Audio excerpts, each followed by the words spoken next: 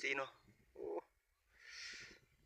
น้ำหมอกเต็มเนาะ8 โมงปลายแล้วนกแซวมาจับอยู่ถึง2-3 ตัวยินเสียงนกเป่าห้องเลยเนาะมื้อนี้เนาะ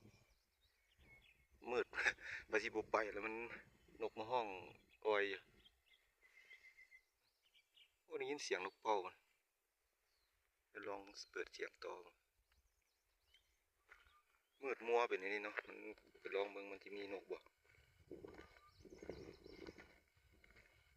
ว่ามันห้องอยู่ทางเหนือยินเสียง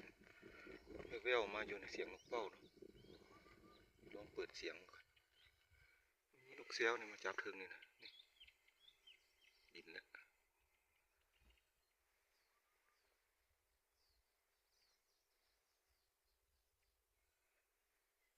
ลองรุ่นเบิ่งมันจะมีนกให้ยิงบ่แต่เป็นเสียงนกหัวขาวอยู่ดุมเนาะห้องเต็มเด็กแซวอยู่ลองตัวนกเป่าเนี่ยยินเสียงมันห้องอยู่ทางเทิงอยู่นะตัวนกเป่ามันบ่มาเนาะปู้เสียงเบิ่งนกน้อยเนาะเสียงนกหัวขาวห้องอยู่ดุมน้ำไปหานกขาวเนาะบ่จื้อเสียงมันนะจะมันมาทางใดจื้อเสียงมันนะจับจุดมันได้เฮาตัวมันน่าจะเข้าอยู่นกเป่าเนาะมันห้องอยู่ทางเทิงพุ่นน่ะเฮาได้ยินเนาะแต่ว่าอันนี้เอาลงมาลุมไปแล้วเสียงนกหัวขาวนกน้อยโอ้เสียงสนั่นหวั่นไหวฟังเสียงมันสิได้ยิงจากบาดเนาะโนมึงมันรักแล้วนะแถวนี้นะมันบ่คือนกกินบังไห้เนาะกินหมักตั้งแล้วล่ะมันบ่อยากคุ้นคือนกกินบังไห้นะยิงบาทหนึ่ง2 บาทแล้วก็แตกหนีเบิดมานี่ละนกเขาบินมานี่ละโอ้บ่ทันได้ยิงซ้ำเนาะไปแล้วขาแต่ลิ้นกล้องอยู่เป็นนี่แหละบ่อยากถ่ายคลิปแล้วบ่ทันได้ยิงนกมันเห็นเอาไปวับเลยอยู่ต้นนี้เนาะมา2 ตัวจอบยิงไปพุ่นเบิ่งก่อนเห็นยิงตกแล้วจึงจะถ่ายให้เบิ่งมันโอ้คามาถ่ายอยู่มันบ่ทันยิงนกนะโอ้มันมากินแต่เช้านั่นแต่ว่ามันมืดพุ่นอู้พุ่นบินโฮไปโฮมาอยู่นะคนเดียวเนาะโมมีบุญไลสวยนะนี่ก็วันอาทิตย์แล้วเนาะมื้ออื่นได้กลับบ้านแล้วมื้ออื่นนะอีก4-5 มื้อยังคืนมาเลาะยิงนกพอได้ไปกินเงินไปเบิ่งพุ่นเนาะน้ำไปหาบนมันห้องอยู่พุ่นเลยนกหลายเนาะ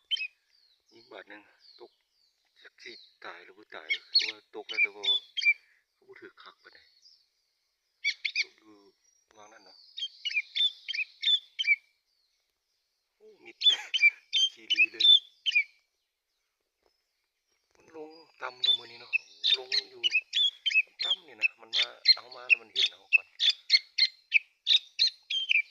ตัวก็บ่ยอมเข้าอีกโอ้ยอย่าได้ไปซอกเอาก่อนบ่มันจำบ่ตายบ่ได้ลองปืนซะลงมายิงเลยถือบ่ถือคักปานใดนะเบิ่งทรงนะ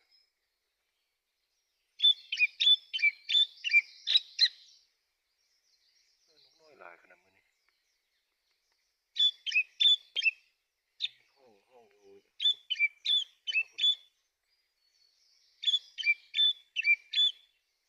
อย่าได้ไปซอกเอานกก่อนนะหนีเนาะเอามาซอกมันกองต้นมันนี่บ่เห็นโอ้ยังบ่ตายบ่เห็นเนาะโอ้ได้ยินเสียงนกสีดห้องเลย ซีดก็มามื้อนี้นะนกหลายแต่มันใหญ่ไปโดยทีบเนาะโอ้บ่เห็นซั่นโอ้งานมาเอาพุ่นเนาะยิงตกเลยหิบมาแล้วได้เลยอยากลองปืนเด้อบัดยันนกแตกหนีเด้นกน้อยนะเปิดเสียงตัวไปพูดเนาะเอาลองส่องมันอีกก่อนบ่เห็นซะแล้วนกตัวนั้นน่ะตัวนกซีดเรามึงบ่เห็นเขาไอ้นกหัวขาวห้องอยู่เทิงนี่แต่บ่เห็นเนาะมันมืดน้ำหมอกเต็มหมดเลยนกน้อยหลายขนาดมื้อนี้นะ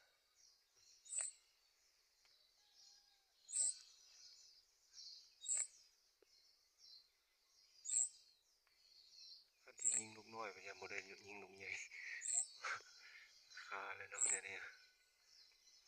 กซีดห้องตอบนี่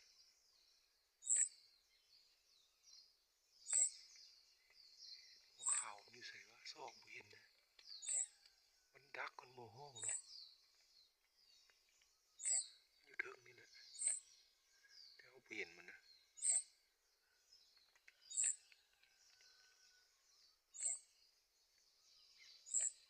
มีแต่เสียงซอกหามันอยู่เทิงนี่นะโอ้ยังบ่ได้นกจักตัวยิงนกบาดเดียวมีกระเล่นตัวหนึงเราอยู่ฟุมไม้ตัวนั้นบ่ออกมานะมันมืดโพดบ่เห็นหยังเลยนกน้อยนะโอ้หลายขนาดสิ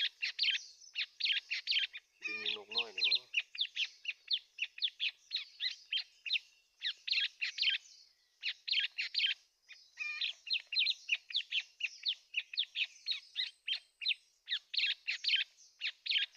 ก็มีอยู่เทิงกินดอกนี่เนาะบัก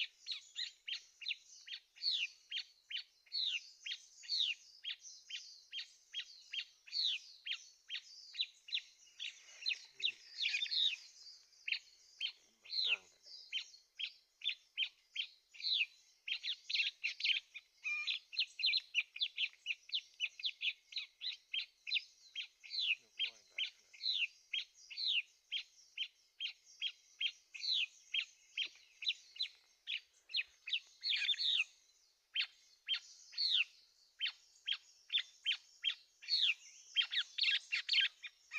บ่ได้ยินห้องละนกหัวขาวเนาะ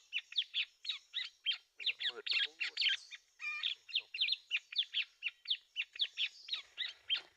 ยิงก็ได้แน่สิแต่หัวตัวใดบ่ถึกหัวก็มันขาดครึ่งเลย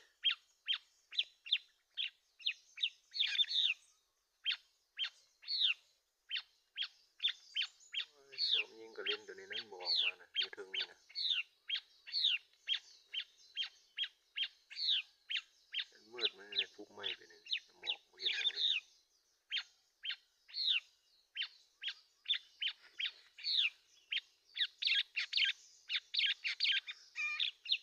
ทางนี้ก็หลายอยู่นี่ก็มี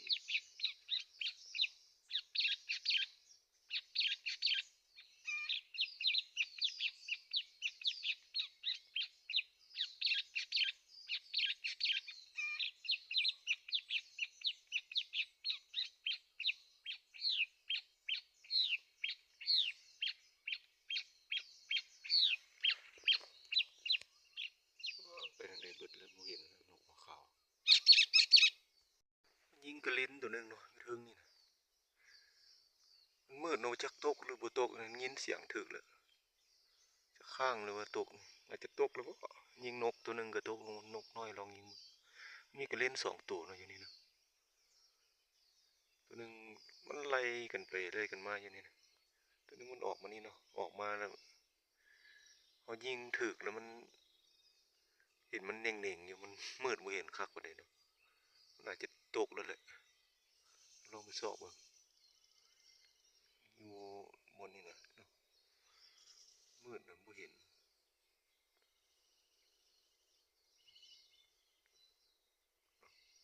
ลองโซ่มาก่อนงั้นจะลงแถวนี้แหละ แล้วน้ำบ่เห็นเว้ยมันก็ยังได้บ่ฮู้เลย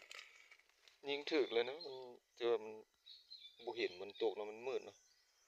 วันนี้แดดออกแล้วบัดนี้นี่เห็นแดดแล้วมิดไปเลยนกเลยอากาศนี่ให้แฮงเทิงนี่นะยิงนกน้อยก็ตกลงมาใกล้ๆกันนี่เลยดูบ่เห็นนะนกน้อยก็ตกลงบริเวณนี้เนาะยืนนิ่งอยู่หั่นเนี่ยมันเห็นมันตกลงมานี่ก็สอบบ่เห็นโอ้มันบ่ตายนกน้อยพุ่นเนาะจับอยู่พุ่นถึกปีกนะตัวกระลินนี่มันเข้ามาแล้วมันดีอยู่นี่นะ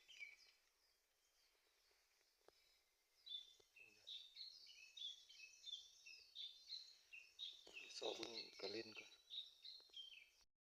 โอ้ยังบ่ได้นกเนาะตัวนกหัวขาวก็บินอ้อมไปอ้อมมาอยู่นกน้อยตัวเดียวตัวยิงมันบ่ตายอะไรคุบ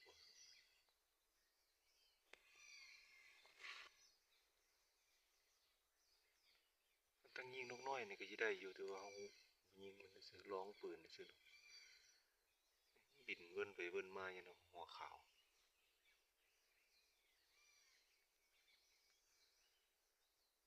มันบ่กินมากนะมันเป็นอะไรวะจับมันก็จับไกลๆมัวมามอถึงยังถึงชอบไปยิงกับ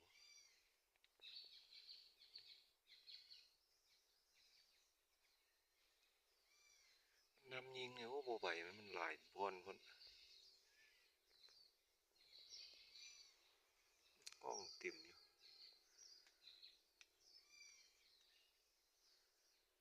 มันมีดอกมันนี่นะลายตอมดอกนี่เด้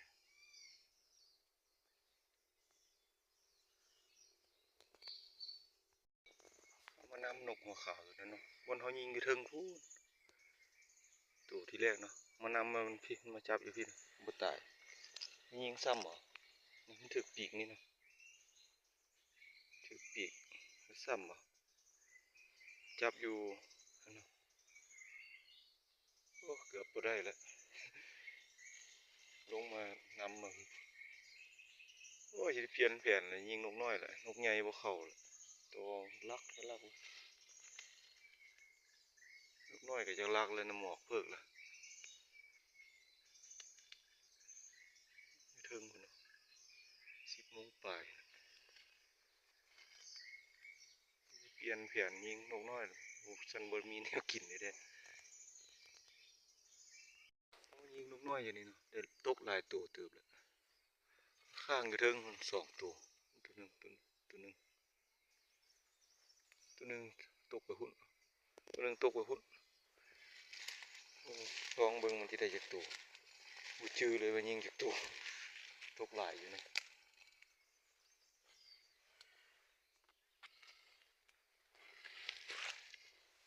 ตัวหนึงลงนี่เนาะที่เห็นบ่เท่านั้นแหละเห็นแต่ขนสะลงเห็นแล้ว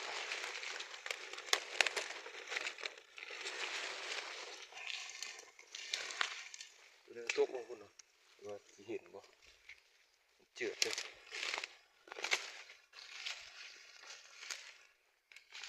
เข้าดีตัวนี้เสียงโตเขาเปิดกระเทิงตัวหนึงตกลงนี่ไม่เสร็จแล้วตัวนี้เนาะ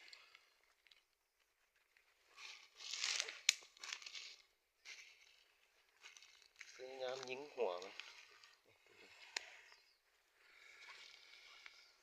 โอ้บ่จือจักตกเสร็จแล้ว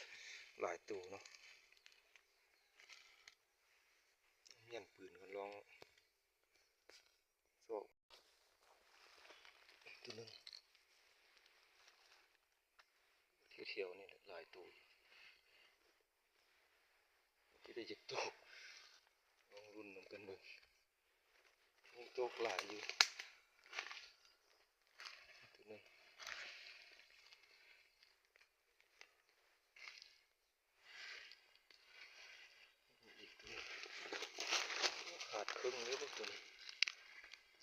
ครึ่งเด้อ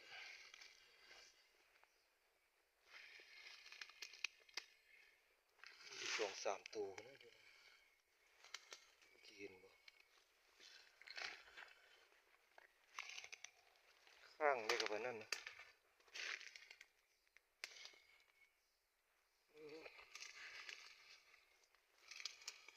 นี่ตัวนึงนะ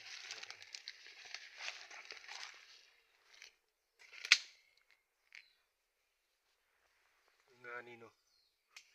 เริ่มจิตกสินี่ตัวนึง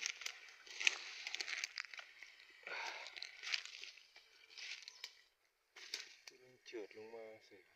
ที่บนลงมาแถวๆนั้นจนมันยังไปซอกเอาว่ามันง่ายนี่ก่อน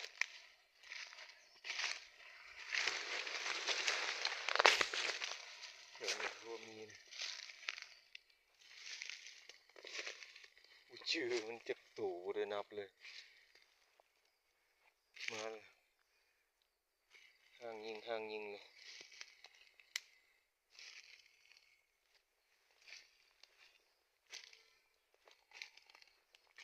โอ้บ่เห็นตัวนึงขาดครึ่งเลยตัวเดียว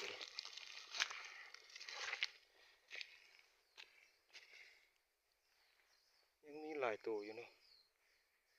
ที่ซอกมันก่อนได้นก8 ตัวเนาะ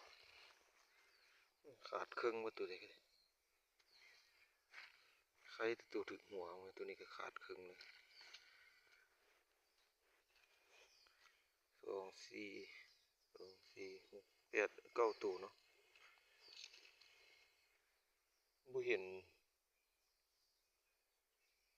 หลายตัวนึงข้างอยู่เทิงเนาะตัวนึงเจิดไปเพิ่นก็บ่เห็นอยู่แถวๆนี้บ่ฮู้ว่าเสียจากตัวยิงกับตัวไหม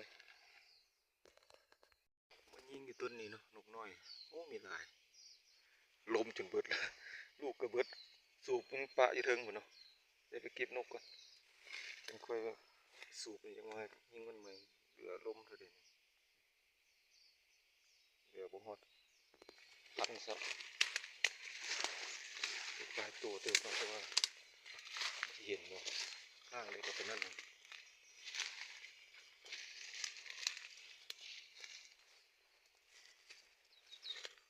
่ตายสำหรับบ่นั่นนะโอ้เห็นได้ปืนอยู่พุ่นเนาะ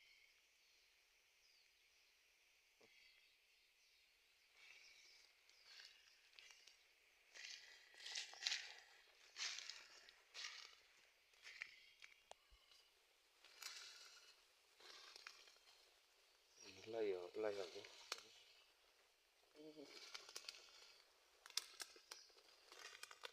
นบ่ตายเนาะ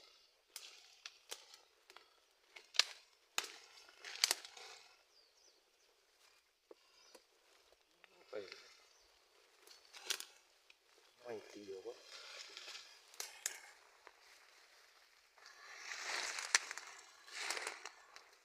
ไม่ถึงโอ้ไล่เอาเกือบบ่ได้ทีนึงละตกลงเดี๋ยวนี้หลายตัวมันได้2ก็มีหลายตัวก็ตายนี่เนาะเห็นแต่ตัวเดียวนะเอาพวกหลายฝากไว้นี่ก่อนตัวนึงห้องเถิดอยู่เดี๋ยวเก็บนกเลี้ยวกันโอ้สอกแค่สอกว่าได้เป็นนก6 ตัวยิงบักได้หลายยักตกใส่บ่จือเลยมัน6 คนเนาะเป็นอาหารกระจ้อนแล้วจ้อนถึงเลขอีกแล้วเอาไปสูบลมก่อนมันยังกินอยู่เทิงนี่อยู่เอาทางปลามันยังบ่หนีสิไปสูบลมปืนก่อนลมบ่แล้วเป็นนก6 ตัวเนาะนกเก็บนกเนาะเริ่มสิตกแล้วมันจะตัว6 ตัว 3 โมงกว่า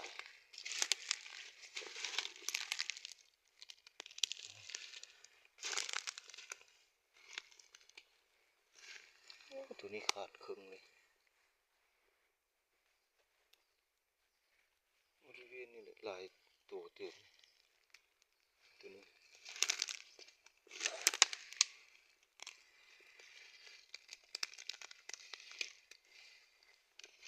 ตัวนี้หิงหัวตัวนี้ลมกระเบิดเบ็ดปีนที่3กระเบิดปืนกระเบิดเนาะนิ่งลูกน้อยบ่ทันได้นับเลยบ่ฮู้ว่าได้จักตัวจังสอกเบิ่งอีกก่อนฝนเริ่มมาแล้วมีนกใหญ่นะมีแต่นกน้อยมันลองนับดูมันจะได้หลาย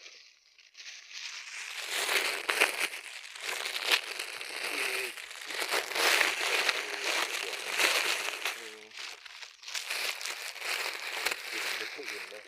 เสียตายเกือบครึ่งหนึ่งเราเสียนะขาดครึ่งเลยตัวนี้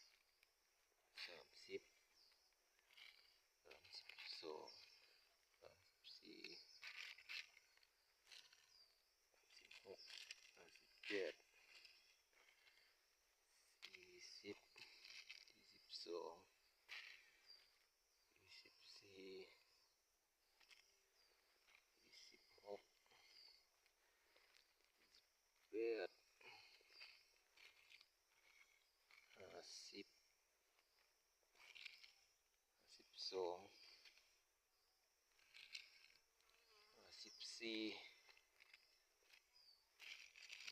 54เนาะเสีย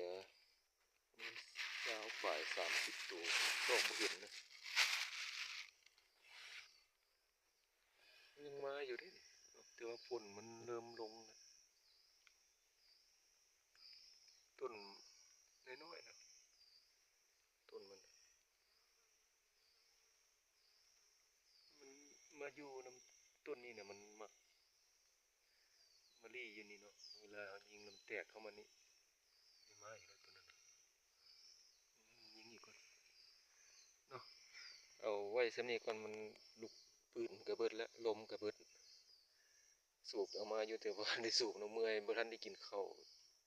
เศร้าสมาแต่เศร้าเนาะเอามีมาป่องหนึ่งหรือก็